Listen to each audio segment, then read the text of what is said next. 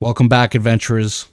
Glad to see you and hope you have survived the horrors of Nighthaven, or more specifically, the queue. Today, I want to talk specifically about the gearing. It seems that the update has confused quite a few players, and I think now that we actually have the update and have played it, we should go over the actual update instead of just theorizing about it. So we're going to start with Perk Charms. Perk Charms can be dropped from activities, but they can also be crafted at the outfitting station. The common item they all need, except for new components, is a chromatic seal that is obtainable from the faction vendor for 2,000 gold and some tokens. Special note, there are two categories to crafting the charms. The high cost that only requires level 100 of the associated trade skill, 6 of the perk components, and of the tier 5.5 mats, and then the low cost that requires level 205 of the associated trade skill, but only 3 of the perk components and of the tier 5.5 mats. So make sure you are checking your recipes and don't pay more than you have to. There are 3 types of charms. Offensive perk charms that require the Arcana trade skill, Spinweave Cloth, Unhallowed Fauna, and individual perk components.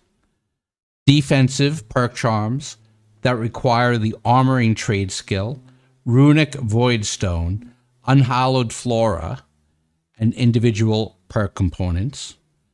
Skill perk charms that require the Jewelry trade skill, Runewood Planks, Unhallowed Flora or Fauna, and the individual perk components. Like I said, these perk charms are craftable or dropped from activities. So now, what exactly are we going to do with them? So let's look at the new gear layout. When it comes to perks, there are 2 types on gear. First are the fixed perks that cannot be changed out. You can tell they are fixed because they do not have a circle around their perk icon. Next on the gear are slot-enabled perks. These are perks that can be replaced with another perk charm. The slot-enabled perks can be identified with a circle around the perk icon, or there will be a circle with nothing in it that just says defensive slot, offensive slot, or skill slot. To replace those perks or just add new perks, we right-click on the gear and click Attach Charms. This brings you to a new pop-up that allows you to select the slot in the gear you want to place the perk charm or gem into. Then you can select a perk charm typed into that slot or a cut gem. Then click Attach and voila, you're done. Gear from open world and activities can have anywhere from no slots and all fixed perks to 3 slot-enabled spots. The only place where 4 slot-enabled gear drops is from M3 dungeons. Now let's talk more about gear score. Your equipment stats will scale with your gear score. Higher is generally better. To upgrade your gear, you will be using Umbral crystals. The Umbral crystal wallet is down in your inventory next to your Azoth counter. There are 2 limits to Umbral crystals. There is the Umbral wallet limited at 4,000, and there is also a weekly limit of 4,000. Hover over the symbol and you will be able to see where you are in your weekly limit. To use those to upgrade your gear, we once again are visiting the right-click menu on the piece of gear. We are selecting the Upgrade menu item.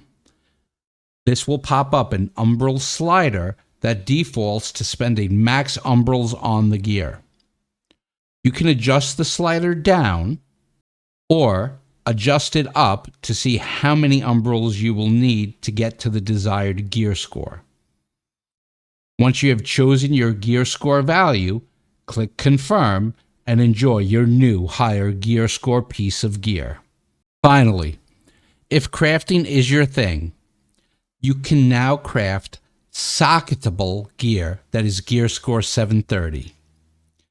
You apparently just need the trade skill level, no trophies or outfits needed, and the resources are all tier 5.5 refined mats and a corresponding matrix.